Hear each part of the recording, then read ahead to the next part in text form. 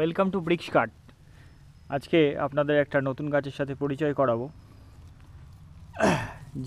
আপনারা জানেন কি জানি না, প্যান্ডেনাস অ্যামারিলিফোলিয়াস বা প্যান্ডেন, এটার অনেক বাংলা নাম আছে।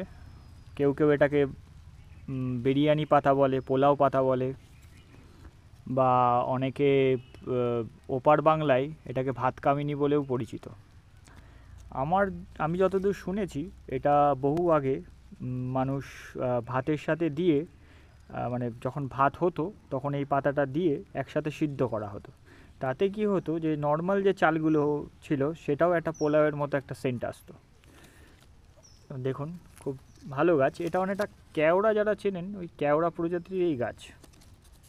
খুব তাড়াতাড়ি বাড়ে, অনেক সবুজ, খুব ভালো একটা সুন্দর গন্ধ হয় এটার।